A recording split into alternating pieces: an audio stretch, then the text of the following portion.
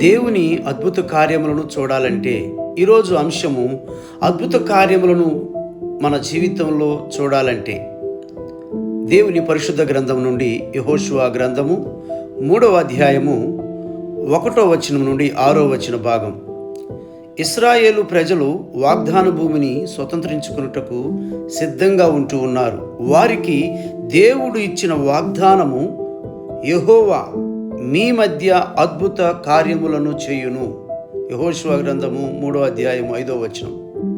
మన దేవుడు మన మధ్య అద్భుతములు చేయు దేవుడు.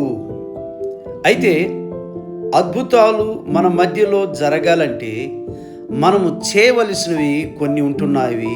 అవేవంటే, మొదటిగా దేవుడు చేసే కార్యముల కొరకు మనం ఎదురు చూడాలి లేదా నిరీక్షించాలి. యెహోషువ గ్రంథం 3వ అధ్యాయము 5వ వచనం. అద్భుతములు చేస్తాను అని వాగ్దానము దేవుడు ఇశ్రాయేలు ప్రజలకు ఇచ్చినప్పుడు ఈరోజే అద్భుతాలు చేస్తానని చెప్పలేదు. రేపు యెహోవా మీ మధ్య అద్భుత కార్యములను చేయును అని చెప్పాడు. అంటే అద్భుతములు పొందుకోవాలంటే రేపటి వరకు లేక దేవుని సమయం కొరకు మనం ఎదురు చూడాలి. నేటి క్రైస్తవులు ఇప్పటికిప్పుడు అద్భుతాలు జరిగిపోవాలి అన్నట్లుగా వాళ్ళు ప్రవర్తిస్తూ ఉన్నారు. అయితే మన సమయం వేరు, దేవుని సమయం వేరు. అబ్రహాము జీవితంలో కుమారుని పొందుకోవడానికి అతడు 25 సంవత్సరాలు ఎదురు చూశాడు. అలాగే మనం కూడా దేవుని కార్యాలు మన జీవితాలలో జరగటం కోసం మనము కూడా ఎదురు చూడాలి.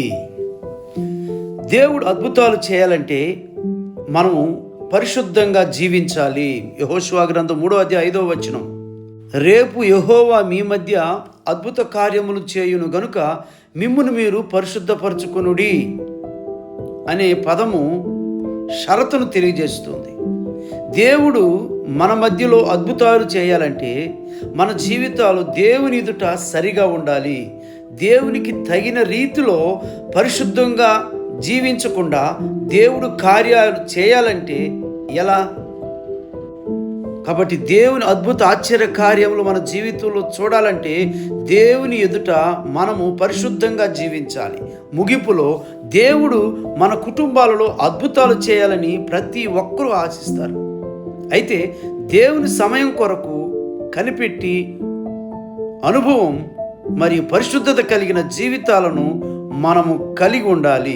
అప్పుడు యెహోవా మీ మధ్య అద్భుత కార్యములను చేయును. దేవుడు పరిశుద్ధ వాక్యం దీవించును గాక.